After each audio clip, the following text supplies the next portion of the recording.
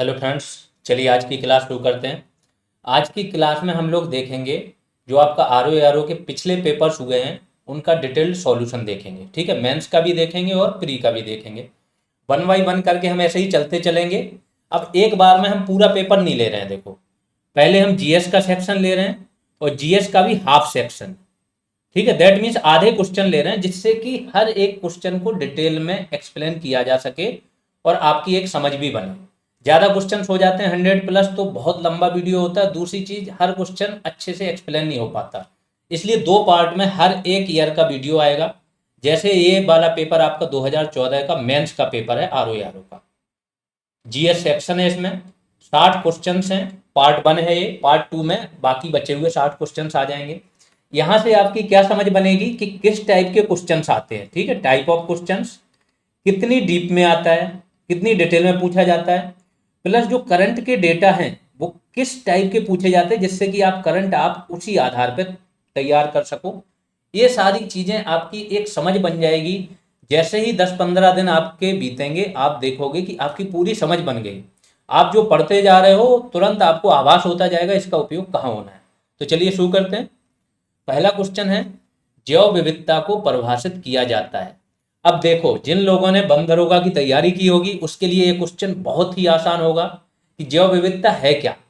जैव विविधता में मुख्यतः क्या होता है, जंतु, जीव, वनस्पतियों, इन सब की प्रजातियों में विविधता। ठीक है, तो पहला ही हो जाएगा किसी पर्यावरण में विभिन्न प्रजातियों की श्रेणी। ठीक है, अगला आते हैं, हाथी दांत का पैमाना हड़प्पी शब्द, जो हड़प्पा की सभ्यता है उसके संदर्भ में मिला है। ये पूछ रहे हैं कि कहाँ पे मिला है हाथी दांत का पैमाना। पैमाना मतलब एक स्केल मिली है जो कि हाथी दांत से बनी हुई थी, मापने के प्रयोग में आती थी। ये कहाँ से मिली है, लोथल से। लोथल से और क्या क्या मिला है, सती प्रथा के साक्ष्य मिले हैं लोथल और कालीबंगा दोनों जगह से। धान की भूसी के साक्ष्य मिले हैं लोथल से। ठीक है, इसका डॉकयार्ड मिला है। डॉकयार्ड कहाँ, जहाँ पे नाव वगैरह जहाज वगैरह खड़े होते हैं, वो भी मिला है यहाँ पे। इसके बाद लोथल में एक चतुर लोमड़ी, इसका भी मोहर पे एक मूर्ति मतलब फोटो मिली है मोहर पे। तो ये सारी चीजें आपको लोथल में मिली हैं, तो इसका भी आंसर क्या हो जाएगा, लोथल। ठीक, आगे आते हैं, चंद्रगुप्त मौर्य ने सेल्यूकस को किस वर्ष में पराजित किया था। सबको पता होना चाहिए, सेल्यूकस निकेटर है ना, यूनानी था। ये आया था, चंद्रगुप्त मौर्य ने इसको पराजित किया था। इसके बाद इसने इनके दरबार में किसको भेजा था, मेगस्थनीज को दूध बना के भेजा था। इसने इंडिका नामक पुस्तक लिखी थी। तो इसका सन क्या है, 305 ईसा पूर्व। आगे आते हैं, द्वितीय बौद्ध समिति का आयोजन कहाँ हुआ। अब ये जितने भी क्वेश्चंस हैं, देखो जो चीज आपकी हो गई एंशियंट हो गई। अब आप लोग खुद ही कमेंट सेक्शन में बताना कि हाँ कौन कौन से क्वेश्चन आपके जो आपको पढ़ा दिए उससे निकल रहे हैं। ये तो प्रीवियस ईयर है। ठीक है, ऐसे ही हर पेपर में आपको खुद आभास होता जाएगा कि जो आप पढ़ते जा रहे हो, 3 बैचेज जो चल रहे हैं आपके, एक आर ओ का और वीडियो और जूनियर असिस्टेंट, सब में हम इसी तरीके की हिस्ट्री, पॉलिटी, ज्योग्राफी दे रहे हैं। ठीक है, अभी जब एग्जाम टाइम आएगा, नज़दीक आएगा, तो हम पिन पॉइंटेड जूनियर असिस्टेंट को पिन पॉइंटेड कर देंगे। बीपीओ का भी एग्जाम टाइम अगर नज़दीक आया है तो इसको भी पिन पॉइंटेड कर देंगे। फिर अभी जब तक हमारे पास टाइम है, हमारी कोशिश है कि आपका फुल तैयारी होता चला जाए। ठीक है, तो द्वितीय बौद्ध समिति का आयोजन कहाँ हुआ, सब कुछ डिटेल में लिखाया है कि सबसे पहले कहाँ, राजगृह में प्रथम, दूसरा कहाँ, वैशाली, तीसरा पाटलिपुत्र और चौथा कश्मीर के कुंडलवन।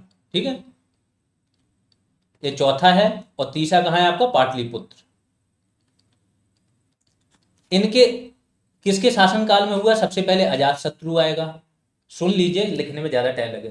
दूसरे पे कालाशोक आएगा, तृतीय पे अशोक आएगा और चौथे पे कनिष्क आएगा। ठीक है, इनके अध्यक्ष कौन कौन थे आपके, तो प्रथम बौद्ध संगीति का कौन था, महाकश्यप, दूसरे का सुबुकामी, तीसरे का मोगली पुत्र तिस्र और चौथे का आपका कौन था, वसुमित्र थे अध्यक्ष और अश्वघोष थे उपाध्यक्ष। ये सारी और भी डिटेल बताइए कि कनिष्क किसको लेके आया था, अश्वघोष को कहाँ से क्या है, ये सब आपको पता होना चाहिए।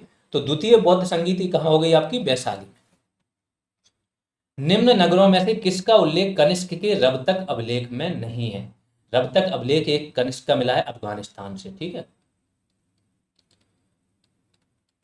अब इसमें किस किस का उल्लेख है, तो इसमें एक साकेत का उल्लेख है, दूसरा कौशाम्बी का है, तीसरा चंपा का है और चौथा आपका पाटलिपुत्र का, श्रावस्ती का नहीं है। तो आपका आंसर क्या हो जाएगा, श्रावस्ती।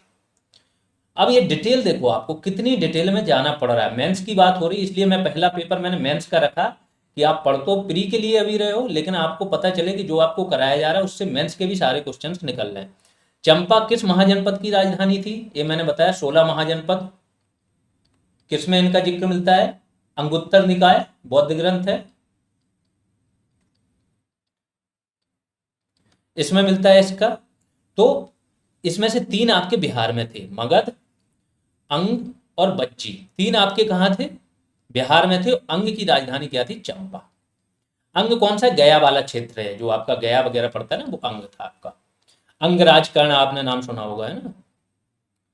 निम्न सुल्तानों में से किसने गढ़मुक्तेश्वर की मस्जिद की दीवारों पर अपने शिलालेख में स्वयं को खलीफा का सहायक बनाया है।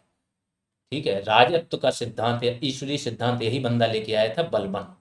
ठीक है, इसके बारे में बहुत है। लौह और रक्त की नीति भी इसने अपनाई थी। जो तुर्कान ए चहलगामी या चालीसा, गुलाम चालीसा, उसको इसने खत्म भी किया था। सिजदा और पैबोस प्रथा इसने शुरू की थी। ये सारी चीजें जान लो। आगे आते हैं।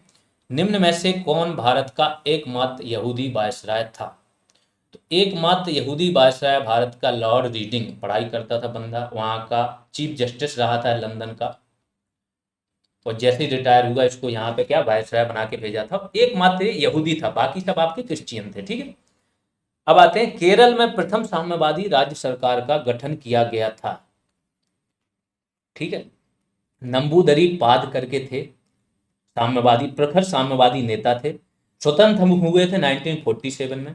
10 साल बाद ही 1957 में प्रथम साम्यवादी सरकार की राज्य में आ गई थी। ठीक है, तो कहाँ, 1957।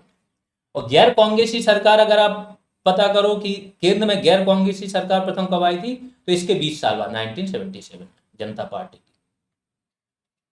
ख्वाजा मोइनुद्दीन चिश्ती शिष्य थे, तो ये क्वेश्चन क्या पूछ रहा है, ये ध्यान से सुनो कि ख्वाजा मोइनुद्दीन चिश्ती किसके शिष्य थे। तो ये खुद किसके शिष्य थे, ख्वाजा उस्मान हारूनी के शिष्य थे।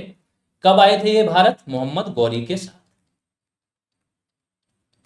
कुतुबुद्दीन बख्तियार काकी भी आए थे, फिर कुतुबुद्दीन ऐबक ने उनके उस पर कुब्बत उल इस्लाम मस्जिद भी बनवाई थी। ठीक है, तो ये सारी चीजें हैं आपके लिए। आगे चलते हैं। निम्न हिंदी रचनाओं में से कौन सी पहले लिखी गई थी। ठीक है, तो ये हिंदी रचनाओं की बात हो रही कि कौन सी पहले लिखी गई थी। इसमें आपकी मृगावती होगी, 1503 या 5 के आसपास लिखी गई है। ठीक है, बाकी सब इसके बाद में लिखी गई हैं। ये ध्यान रखना कि ये रचनाएं, ये यूपी SSC का सबसे फेवरेट क्वेश्चन है। आती तो हिंदी की हैं ये, लेकिन ये पूछ लेते हैं जीएस में इसको। ये चारों रचनाएं, इनके लेखक और सन, ये आपको खोज के लिख लेना है। नहीं मिलेंगे तो आप ग्रुप में कमेंट करना, हम इसका एक वो डाल देंगे। ठीक है, एक PDF डाल देंगे, छोटी सी फोटो। अब आते हैं, भारतीय राष्ट्रीय जैव विविधता प्राधिकरण स्थापित किया गया। कब स्थापित किया गया और कहाँ स्थापित किया गया, दोनों चीज़ें पूछ रहे हैं। तो जैव विविधता ये भी बोल रहे हैं जिन लोगों ने वन दरोगा की तैयारी की होगी। वन दरोगा एग्जाम की तैयारी आपको कैसे हेल्प कर रही है, ठीक है, हर एक उस एग्जाम में आपको हेल्प कर रही है जो आप पढ़ चुके हो। यूपीएससी तक भी स्टूडेंटों को एनवायरनमेंट के क्वेश्चन गलत नहीं हुए। ठीक है, एनवायरनमेंट एंड इकोलॉजी के। यूपी पीसीएस तो बहुत ही सिंपल हो गया था। बहुत से स्टूडेंट्स ऐसे हैं जो 2-4 नंबर से रुक रहे थे हर बार, इस बार वो प्री निकल गया उनका, मेंस देंगे और उसका श्रेय वो जा रहा है उनको, बोल रहे हैं सर कि एनवायरनमेंट और इकोलॉजी के कोई क्वेश्चन गलत नहीं हुए थे। और जिन लोगों ने हिस्ट्री पॉलिटी भी सही से पढ़ ली है वीडियो के लिए, तो उनके उसमें नहीं हो रहा है। फैक्चुअल ज्योग्राफी से गलत नहीं हो रहा है। आगे चल के अब कॉन्सेप्चुअल ज्योग्राफी प्लस इकोनॉमी, पूरी फैक्चुअल प्लस कॉन्सेप्चुअल हो जाएगी, तो आपका पूरा कवर हो जाएगा। बेसिक साइंस और साइंस एंड टेक तो कराएंगे ही कराएंगे। ठीक है, तो भारतीय राष्ट्रीय जैविक विविधता प्राधिकरण, देखो जैव विविधता जो अधिनियम आया था वो 2002 में आया था। इसी के आधार पर जैव विविधता प्राधिकरण 2003 में चेन्नई में स्थापित किया गया था। किसानों के लिए किसान क्रेडिट कार्ड योजना लाई गई थी। कब लाई गई थी, 1998-99 में अटल जी का शासन था, तब ये आई थी। इसमें क्या है कि 3 लाख तक का अगर आप लोन लेते हो तो आपको मिल जाता है कम से कम। इंटरेस्ट सबवेंशन स्कीम कहलाती है। उस पर आपको 3% ब्याज दर पे, 4% ब्याज दर पे मिलता है ये लोन। अगर आपने टाइम पे नहीं चुकाया, 1 साल का जो टाइम होता है उसका, ठीक, तो आपका ये 3% बढ़ जाएगा, फिर आपको 7% देना पड़ेगा, वैसे आपको 4% ही देना पड़ता है। वाणिज्य विभाग की दीर्घकालीन दृष्टि भारत को विश्व व्यापार का मुख्य खिलाड़ी बनाना। ये देखो कुछ करंट के डेटा बेस्ड आएंगे, वो क्वेश्चन हम पढ़ तो लेंगे जिससे आपको पता चलेगा नया करंट क्या है, लेकिन इनके आंसर का मतलब नहीं है। आप इसके आंसर एकदम अपडेटेड चेक करके, गूगल करके, जो भी करके इसको लिख लेना, ठीक है। इसलिए ये क्वेश्चन हमने रखे हैं इस पर कि क्या था कि दीर्घकालीन दृष्टि भारत को विश्व व्यापार का मुख्य खिलाड़ी बनाना था, तो ये इन्होंने 2020 तक लक्ष्य रखा था। अब तो आगे बढ़ गए, 23 में आ गए हम। भारतीय पेटेंट कानून कब लागू हुआ था? जब इकोनॉमिक्स पढ़ोगे तो वहां पे हम आपको ट्रिप्स पढ़ाएंगे। एक ट्रिप्स है, एक ट्रिम्स है, trade related aspect of intellectual properties rights, ठीक है, ये ट्रिप्स है। इसमें क्या था कि जो इंटेलेक्चुअल प्रॉपर्टीज होती हैं, जैसे वैक्सीन हुआ, वैक्सीन बनाई किसी ने, रिसर्च किसी ने किया, कोई भी कॉपी करेगा, तो इसी चीज को संरक्षित रखने के लिए पेटेंट, कॉपीराइट, ट्रेडमार्क, ये सारी चीजें आई, वो ट्रिप्स में थी। तो भारत पर भी दबाव बनाया कि आप भी इसी से रिलेटेड कानून पास करो, क्योंकि दुनिया के कानून तो भारत में लागू नहीं होंगे। भारत ने 1970 में कानून पास कर दिया, लेकिन लागू कब हुआ? 1972 में। तो 1972 में लागू हुआ, पूछ रहे हैं, ठीक है। भारत में विशेष आर्थिक क्षेत्र नीति घोषित की गई, स्पेशल इकोनॉमिक जोन, ये कॉन्सेप्ट भारत में आया था चीन से। चीन क्या है? चीन ने ऐसे क्षेत्र बनाए, ये कौन से क्षेत्र होते हैं? जो निर्यात और आयात उन्मुखी होते हैं। इसमें निर्यात, आयात और जो उत्पाद शुल्क होती है, जो बाहर से यहाँ पे इंपोर्ट करते हो तो उस पर एक शुल्क लगती है, तो उस सबको क्या है, काउंटर करने के लिए था। यहाँ पे इन चीज़ों में विशेष रियायतें दी जाती हैं, जो भारत की जगह अन्य सीमाओं में नहीं दी जाती। जहाँ पे स्पेशल इकोनॉमिक जोन होगा, सेज होगा, वहीं पे ये छूट मिलेगी आपको। 2000 में, अप्रैल 2000 में ये आया था सेज पॉलिसी, और इसी के आधार पर सेज बनाने शुरू हुए थे। WTO ऑर्गेनाइजेशन स्थित है। WTO कहाँ है आपका? जेनेवा में, स्विट्जरलैंड। अब WTO है क्या? वर्ल्ड ट्रेड ऑर्गेनाइजेशन, विश्व व्यापार को यही नियंत्रित करता है कि व्यापार की जो सीमा शुल्क की दरें हैं वो नियंत्रित बनी रहें, कोई उसका दुरुपयोग ना करे, बहुत सारी चीजें होती हैं। इसके पहले था general agreement on trade and services, GATS था। 1995 में इसी का ही नाम बदल के और अच्छे से इसको संगठित करके क्या बनाया गया था? WTO। अगले क्वेश्चन पे आते हैं। भारत का कुल माल व्यापार का प्रतिशत GDP 2004-05 में 29.5% से बढ़कर 2012-13 में कितने प्रतिशत हो गए? अब ये उस टाइम का तो 12-13 का आपको नहीं पता करना है, तो ये हम बिल्कुल छोड़ देंगे। आपको ये लेटेस्ट डेटा होना चाहिए, ठीक है, इससे कोई मतलब नहीं है, फालतू का डेटा भी आपके माइंड में जाएगा। ये भी आपका करंट का आ गया। अब ये क्वेश्चन हमने क्यों रखे? क्योंकि जब आप इकोनॉमिक्स पढ़ोगे तो इकोनॉमिक्स समरी और बजट, दो चीज़ों से ये आंकड़े निकाल लोगे, ठीक है। 2011-12 में भारत का बाह्य व्यापार का आंकड़ा पहुंच गया। बाह्य व्यापार जो होता है एक्सपोर्ट और इंपोर्ट, इसका कितना आंकड़ा पहुंच गया? सर्विस और वस्तु दोनों का होता है।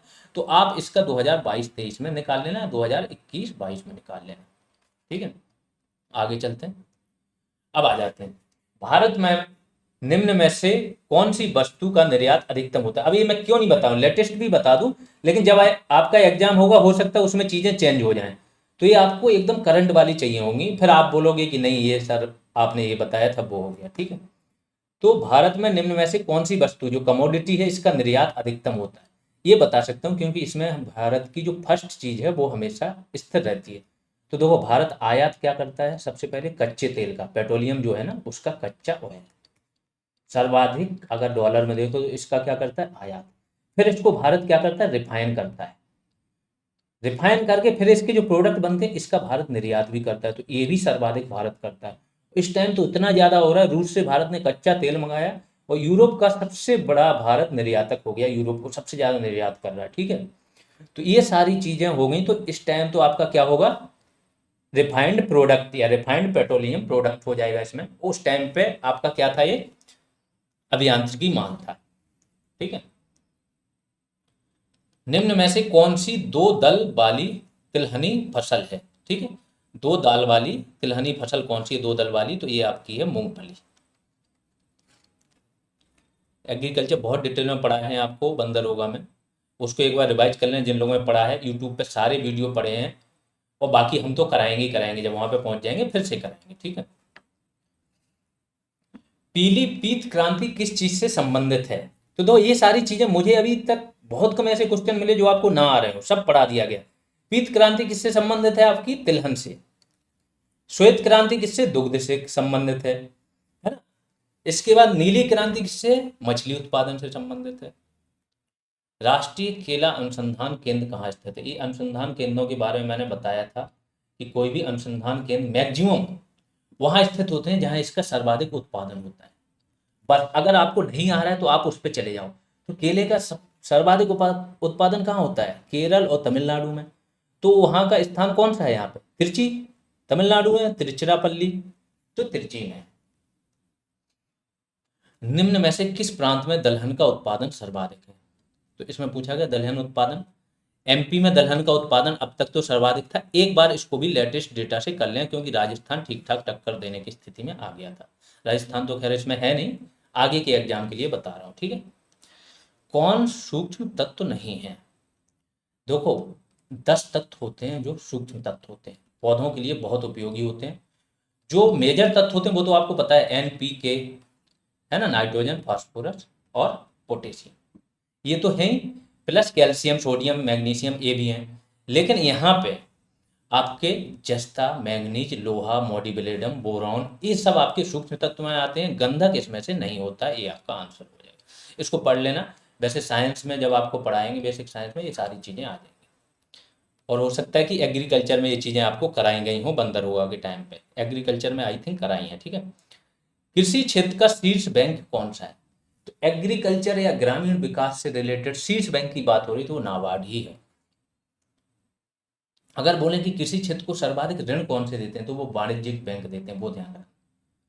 वाणिज्यिक बैंक सर्वाधिक ऋण देते हैं एग्रीकल्चर सेक्टर को। उसमें फिर आ जाता है regional regional rural bank, RRB, ये सब ये नहीं देते हैं सहकारी बैंक सर्वाधिक, क्योंकि इनका मनी बहुत है इनके पास, ठीक है। निम्नलिखित विटामिनों में से कौन सा शरीर में भंडारित नहीं होता है? तो शरीर में भंडारित कौन सा विटामिन नहीं होगा? वही नहीं होगा जो जल में घुलनशील होगा। जल में घुलनशील होने से क्या होता है, घुल के ये मूत्र के साथ बाहर निकल जाते हैं।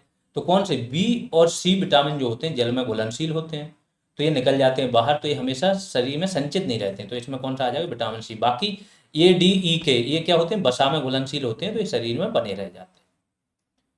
निम्न में से कौन वायु प्रदूषक सर्वाधिक हानिकारक है? तो वायु प्रदूषक इनमें से सर्वाधिक हानिकारक पूछा गया है, ठीक है। तो इसमें आपका कार्बन मोनोऑक्साइड हो जाएगा। जितनी भी हवा है, दूषित हवा,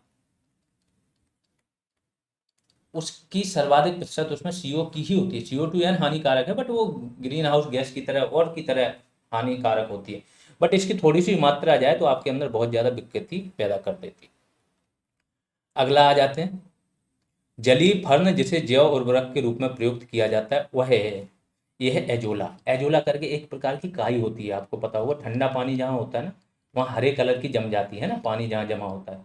ये क्या है, और ये इसकी वृद्धि दर इतनी होती है कि 1 महीने के अंदर ये खुद को डबल भी कर देती है। तो इसको फिर निकाल के धान के खेतों में जैव उर्वरक के रूप में भी प्रयोग में लाया जाता है। तो आंसर क्या हो जाएगा? एजोला। अफीम प्राप्त किया जाता है, तो अफीम लोगों को पता होगा वृक्ष होता है, उसका फल होता है, कच्चा फल होता है, उसके लेटेक्स से प्राप्त किया जाता है। तो क्या हो जाएगा? बिना पके फल के लेटेक्स से। निम्न में से कौन सुमेलित नहीं है? ये पूछा कौन नहीं है। हर क्वेश्चन में जल्दबाजी में लोग गलत करके आते हैं, कभी भी हाँ या नहीं वाला हो ना तो उसको अंडरलाइन कर लिया करो जहां पर नहीं हो, ठीक है। तो सबसे पहले क्लोरोफिल में मैग्नीशियम बिल्कुल पाया जाता है, ये ध्यान रखना। ये भी क्वेश्चन बनता है कि क्लोरोफिल में कौन सा तत्व पाया जाता है? मैग्नीशियम।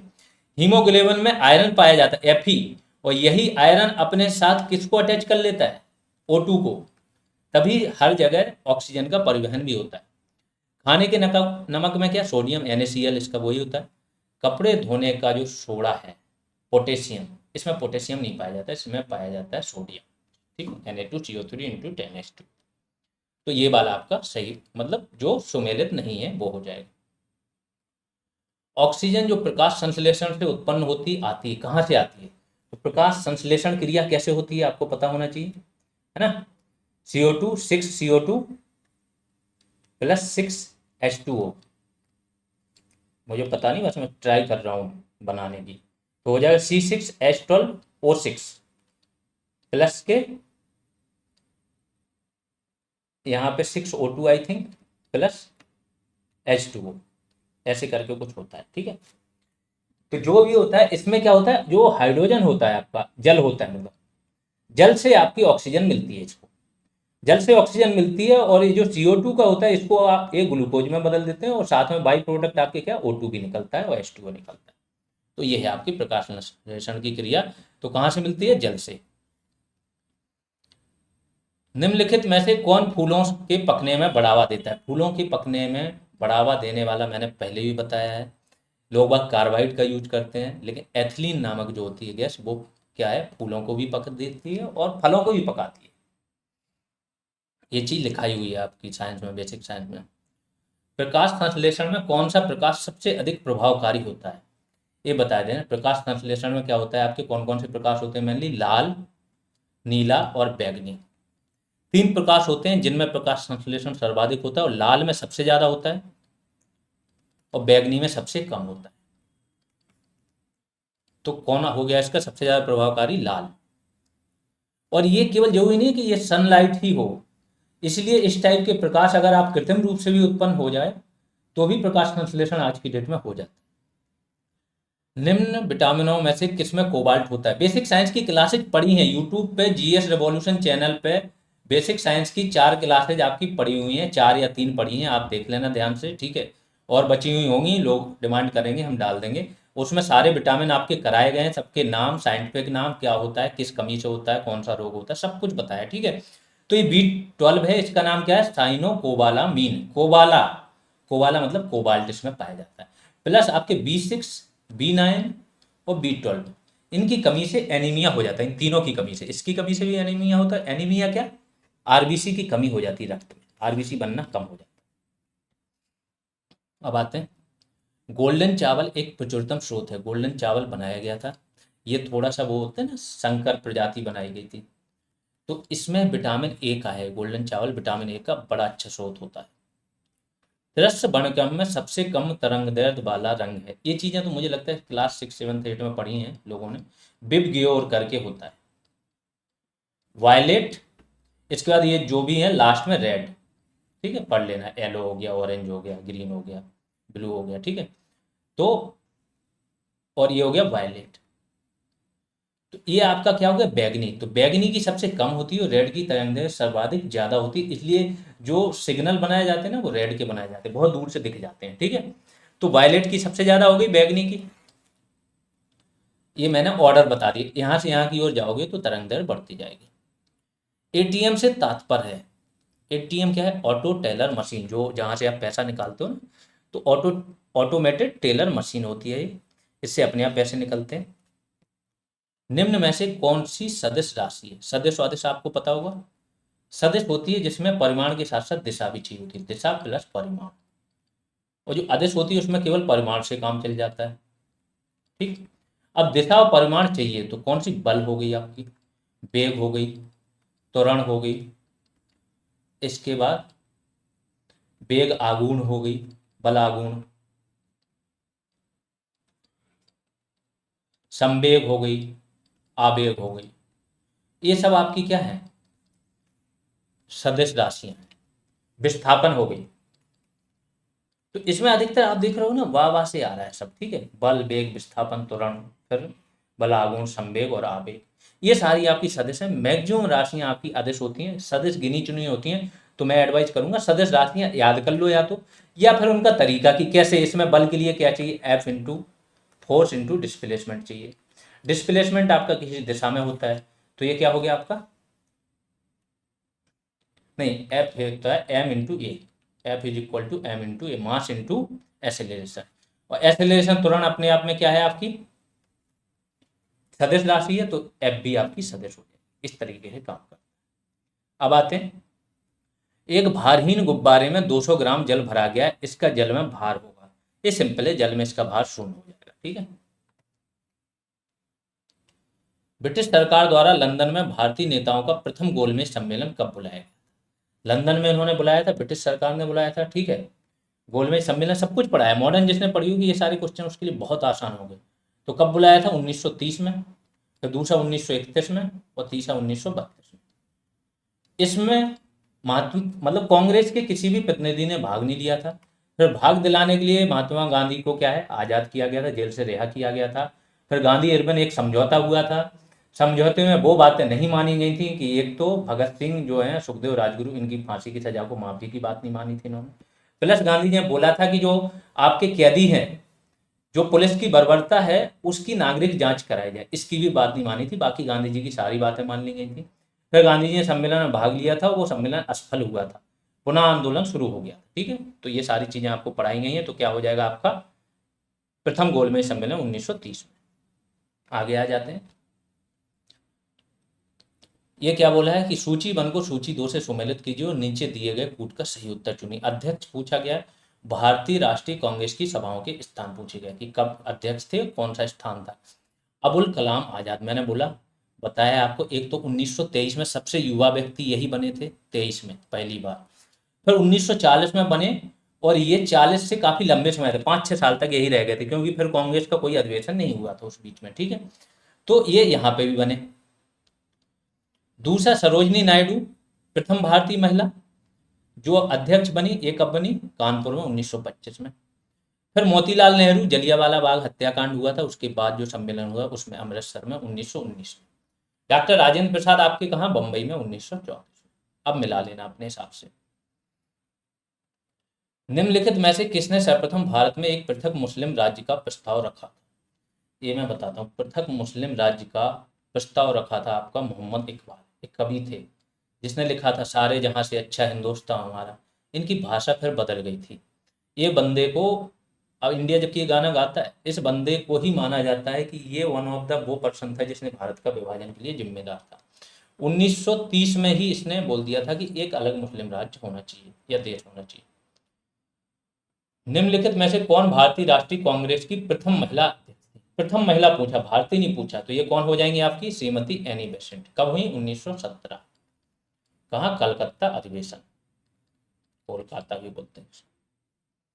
निम्न में से कौन भारतीय राष्ट्रीय कांग्रेस का प्रथम अध्यक्ष था। बहुत डिटेल में पढ़ा, एक भी क्वेश्चन मुझे लगता है ये बाहर नहीं आ रहा होगा, जिसने भी पढ़ा होगा उसको पता। ये मेंस का पेपर है, ये ध्यान रखना। ये मेंस का पेपर है, इसमें 120 क्वेश्चन ही आते हैं मेंस में और 120 मार्क्स के आते हैं जीएस का।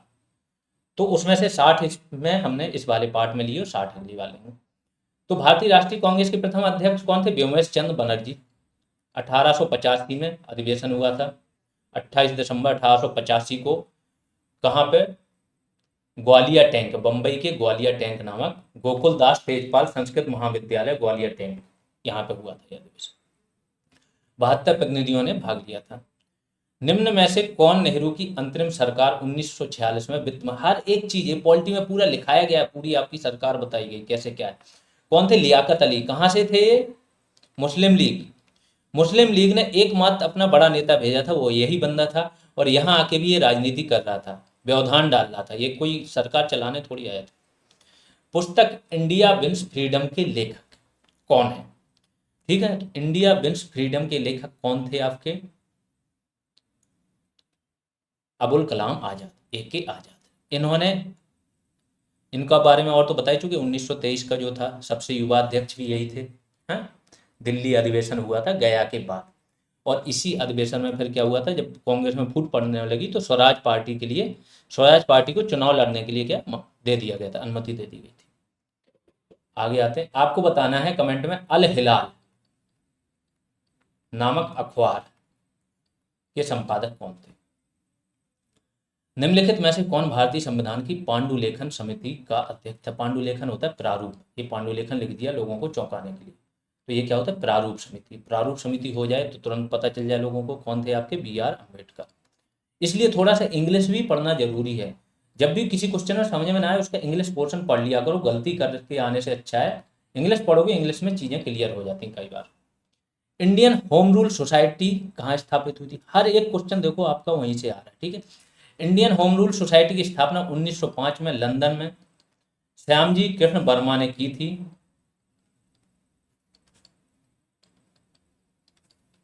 इंडिया हाउस नामक एक घर भी बनाया था इन्होंने, है ना, BD सावरकर वगैरह यहीं पे थे, मदन लाल ढींगरा वगैरह। नियंत्रक एवं महालेखा परीक्षक की टीका टिप्पणी पर उचित कार्रवाई करने की अंतिम जिम्मेदारी, कैग की बात हो रही। अनुच्छेद कितना है, 148 कैग का, कंट्रोलर एंड ऑडिटर जनरल। इसकी कार्यवाही करने मतलब ये जो देता है रिपोर्ट, इसकी रिपोर्ट क्या होती है, देखो जितनी रिपोर्ट आएंगी सारी रिपोर्ट को राष्ट्रपति केंद्र के स्तर पे राष्ट्रपति संसद में रखवाते हैं, ठीक है। अब कौन कौन सी कैग की आती है, सीबीसी की आती है, यूपीएससी की रिपोर्ट आती है, हर एक ओबीसी आयोग की आएगी, एससी आयोग की, एसटी, जितनी भी रिपोर्ट होती हैं, जितने बड़े बड़े आयोग हैं, सब रिपोर्ट अपनी सालाना रिपोर्ट देते हैं, राष्ट्रपति इसको संसद के समक्ष रखवाते हैं, संसद के पटल पर रखवाएंगे। संसद की ही एक समिति होती है कैग पे, कौन सी, लोक लेखा समिति। ये समिति इनके प्रतिवेदन की जांच करती है और संसद में फिर इस पर बहस होती है। तो कौन करेगा, संसद। नए राज्यों की स्थापना करने की विधायी शक्ति निम्न में से किसे प्राप्त है, बहुत डिटेल में मैं बोल के आ रहा हूँ, हिस्ट्री और पॉलिटी में से जितने आ रहे हैं आपके कोई गलत ही नहीं हो रहे होंगे, ठीक है। तो नए राज्यों की स्थापना करने की विधायी शक्ति निम्न में से किसे प्राप्त है, तो किसे, संसद को। संसद जैसे चाहे नाम परिवर्तित कर सकती है, सीमा बदल सकती है, दो या दो से अधिक राज्यों को मिला के एक राज्य बना सकती है, एक राज्य को 2, 3, 4 जितने राज्य, ये सब संसद की शक्ति है। सिर्फ होता क्या, राष्ट्रपति की पूर्वानुमति लेनी पड़ती है। फिर जब संसद में प्रस्ताव आ जाता है तो राष्ट्रपति एक भेजता है प्रस्ताव, कहाँ, उस राज्य के विधानमंडल को। एक समय सीमा दे देते हैं कि इसके अंदर आप अपना क्या है, अपनी जो सुझाव है वो भेज सकते हो। अगर ये लोग मान्य नहीं है, इनको सुझाव ऐसे विपरीत है, तब भी राष्ट्रपति इसको मानने के लिए बाध्य नहीं है, ये चीज है। फिर आते हैं, किसी राज्य लोक सेवा आयोग के कार्यों को निम्न में से किस एक के अनुमोदन से संघ लोक सेवा आयोग को सौंपा जा सकता है। राज्य लोक सेवा आयोग, अनुच्छेद 315, इसमें क्या है, संघ लोक सेवा आयोग की भी बात है और राज्य की भी है। ये भी बोला है कि अगर 2 या 2 से अधिक राज्य बोलें कि उनके लिए एक सिंगल लोक सेवा आयोग बना दो, तो संसद ये चीज बना सकती है। अगर राष्ट्रपति लोक सेवा आयोग को, क्योंकि लोक सेवा आयोग को कोई भी काम कौन, राष्ट्रपति सौंपता है, जितने भी आयोग हैं, केंद्र सरकार की सिफारिश होती है, तो पता है राष्ट्रपति अपने मन से कोई भी काम नहीं कर सकता है, तो केंद्र सरकार की सिफारिश और राष्ट्रपति इनको काम सौंपेंगे। तो राष्ट्रपति क्या कर सकते हैं, भारत के राष्ट्रपति लोक सेवा आयोग को काम सौंप सकते हैं, किसी राज्य का भी। राज्यसभा को कितने दिनों के अंदर किसी धन विधेयक पर अपनी संस्तुति देनी होती है। राज्यसभा केवल 14 दिन तक धन विधेयक को रोक सकती है, सिफारिश दे सकती है, उसको मानना या ना मानना लोकसभा पे डिपेंड करता है। धन विधेयक कौन बताता है या कौन इस पर ठप्पा लगाता है कि धन विधेयक होगा, स्पीकर, ठीक है। आगे चलते हैं, भारत के महान्यायवादी के विषय में निम्न कथनों पर, ये धन विधेयक के बारे में और थोड़ा, राष्ट्रपति की पूर्वानुमति से आता है और इसके अलावा धन विधेयक पे जैसा मैंने बोला कि राज्यसभा की शक्ति बहुत कम होती है, राज्यसभा ना वोट कर सकती ना इसको अस्वीकार कर सकती है, ठीक। और इसके लिए राष्ट्रपति भी इसको जो होता है ना, दोबारा उसके लिए भेजता है राष्ट्रपति, है ना। तो राष्ट्रपति पुनर्विचार के लिए नहीं भेज सकता है धन विधेयक, या तो स्वीकार करेगा या अस्वीकार करेगा। भारत के महान्यायवादी के विषय में निम्न कथनों पर विचार कीजिए। महान्यायवादी, अटॉर्नी जनरल, एजी के बारे में बात हो रही है, ठीक। अटॉर्नी जनरल का क्या है, वह भारत के राष्ट्रपति द्वारा नियुक्त किया जाता है, बिल्कुल किया जाता है, राष्ट्रपति के ही प्रसाद पर्यंत कार्य करता है, प्राइवेट अपनी प्रैक्टिस भी कर सकता है, बस किसकी, केंद्र सरकार की अनुमति से। उन चीज़ों में डिफेंड नहीं कर सकता है जो बहुत ज़्यादा क्रिमिनल केसेस हैं, उनमें नहीं डिफेंड कर सकता है, प्लस जो केंद्र के विरुद्ध है उनमें नहीं कर सकता। उसमें वही योग्यता होनी चाहिए जो सर्वोच्च न्यायालय के न्यायाधीश में होती है, बिल्कुल ये भी सही है। उसे संसद के किसी भी एक सदन का सदस्य होना चाहिए, गलत है। संसद द्वारा महाभियोग लगाकर उसे हटाया जाए, नहीं, ये राष्ट्रपति के प्रसाद पर्यंत है, तो राष्ट्रपति इसको जब चाहे तब हटा सकता है, ठीक है। कैग होता अगर, कैग, इसको महाभियोग द्वारा हटाया जाता है, कैग को। इसके बाद आपके सुप्रीम कोर्ट और हाई कोर्ट के न्यायाधीश जो उनको। आगे चलते हैं, तो इसका कौन सा सही हो जाएगा, क्या पूछा गया, निम्न कथनों पर विचार कीजिए, कौन से सही हैं, तो 1 और 2 केवल सही हैं आपके, 3 और 4 गलत है। यदि किसी राज्य में लोकसभा की कुल 42 सीटें, 42 सीट्स हैं, तो उस राज्य में अनुसूचित जातियों के लिए स्थान आरक्षित होंगे। राज्य में, अच्छा राज्य की बात हो रही, ठीक है, किसी एक राज्य में लोकसभा की बात हो रही है, केंद्र की लोकसभा की, लेकिन राज्य में उसकी जितनी सीटें, तो किसी राज्य में 42 सीटें हैं, तो उसके लिए एससी के लिए आरक्षित कितनी सीटें होंगी, वो 7 होंगी, ठीक है। आपको ये बताना है कितने % आरक्षण मिलता है, कितने % सीट्स आरक्षित होती हैं, ये आपको कमेंट सेक्शन में बताना है। भारत के संविधान में मौलिक कर्तव्य कितने हैं? बहुत सिंपल होगा। अब तो सब लोगों को मौलिक कर्तव्य याद होने चाहिए पहले, है ना, कि क्या है कैसे, बहुत अच्छे से याद कराए गए थे। पहले कितने थे? 10 थे। स्वर्ण सिंह कमेटी बनी थी, कब बनी थी आपकी? ये बनी थी इमरजेंसी लगने के जस्ट बाद, 1975 में बना दी। इन्होंने अपनी सिफारिशें दी, बहुत सारे संविधान संशोधनों की सिफारिश दी, उसमें एक मौलिक कर्तव्य था। यूएसएसआर के संविधान से ली गई थी सिफारिशें। 8 की इन्होंने सिफारिश की थी, लेकिन टोटल बाद में 10 जोड़ी गई थी। लास्ट में आपकी 86 कॉन्स्टिट्यूशनल अमेंडमेंट एक्ट 2002, इसमें क्या आया था? अटल जी ने शिक्षा का अधिकार लेके आए थे। शिक्षा के अधिकार में एक और ड्यूटी जोड़ी गई कि हर माँ बाप या गार्जियन का ये एक ड्यूटी होगी कि वो अपने बच्चे 6 से 14 साल के जो बच्चे हैं उनको प्राथमिक शिक्षा दिलाएं। और प्राथमिक शिक्षा फ्री कर दी थी केंद्र सरकार ने, तो मतलब स्कूल तक भेजें। किस भारतीय व्यावसायिक बैंक ने सबसे पहले चलती फिरती एटीएम सेवा प्रारंभ की? कौन सा ऐसा वाणिज्यिक बैंक था जिसने सबसे पहले चलती फिरती एटीएम सेवा प्रारंभ की? तो आईसीआईसीआई बैंक, आईसीआईसीआई, ये वाला बैंक था। मुंबई से इन्होंने शुरुआत की थी। एक गाड़ी में एटीएम लगा दिया था, वो कहीं भी जाके रुक जाता था, वहाँ पे लोग पैसे निकाल सकते। 2015-16 में संघ सरकार के बजट में निम्न में से कौन सी पेंशन योजना को पुनः आरंभ किया? ये मैं बोला करंट का है क्वेश्चन, ठीक है, ये बाद का मुझे लगता है डाल दिया गया, ठीक है। तो इसमें कौन सा है? अटल पेंशन योजना। एक दो क्वेश्चन इन्होंने बाद के डाल दिया, जहाँ से पेपर लिया ही मैंने। निम्न में से कौन एक राज्य की आकस्मिक निधि की स्थापना के लिए उत्तरदायी है? तो राज्य की आकस्मिक निधि जानते हैं क्या होता है? Emergency fund. केंद्र में राष्ट्रपति संचालित करते हैं, राष्ट्रपति के बिहाफ पे कौन? जो आपके वित्त मंत्रालय के सचिव हैं वो उसका संचालन करते हैं, ठीक है। 500 करोड़ तक की होती है। राज्य की कौन स्थापित करते हैं? तो राज्य का विधानमंडल, जिस राज्य के लिए स्थापित हो रहा है उस राज्य का विधानमंडल इसको स्थापित करते हैं। आगे आगे लोक लेखा समिति में निम्न में से सदस्य होते हैं, कितने सदस्य होते हैं टोटल, ये पूछा गया। तो लोकसभा का अलग पूछा गया, राज्यसभा का अलग। बहुत अच्छा डिटेल में पढ़ा है, जिसको टोटल पता होगा टोटल से जान जाएगा, लोकसभा पता होगा, राज्यसभा। तो 15 + 7 = 22 इतने होते हैं। 1919 के अधिनियम में प्रावधान था, 1921 में पहली बार बनी थी, मॉन्टेग्यू चेम्सफोर्ड रिफॉर्म बोलते हैं इस अधिनियम को।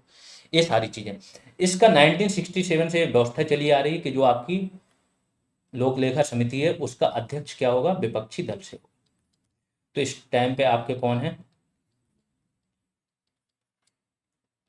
खड़गे, है ना, जो कांग्रेस अध्यक्ष है वही इसके अध्यक्ष हैं। एक बार आप लोग कंफर्म कर, यहाँ पे 60 क्वेश्चन आपके कंप्लीट हुए। नेक्स्ट 60 क्वेश्चन हम अगले पार्ट में करेंगे, ऐसे ही चलते चलेंगे। तो जो लोग भी कोर्स ज्वाइन कर चुके हैं वो इसको जरूर देखें, ध्यान से देखते चलें। प्लस जो आप पढ़ रहे हो, फिर आपके पढ़ने में इंटरेस्ट बढ़ेगा, आपको समझ में आएगा कि किस लेवल की आपकी पढ़ाई चल रही है। जो लोग अभी तक कोर्स नहीं ज्वाइन किया, अगर वो ज्वाइन करना चाहें तो उसके लिए डिटेल बता दे रहा हूँ। बहुत सिंपल सी चीज़ है। 3 सेपरेट बैच चल रहे हैं हमारे बीपीओ के, RO 2023 और UP+SC जूनियर असिस्टेंट। आपका जो भी एग्जाम आ रहा है आप ज्वाइन कर सकते हो। 299 रुपीज़ फीस है, कोई भी बैच ज्वाइन करना है 299 फीस।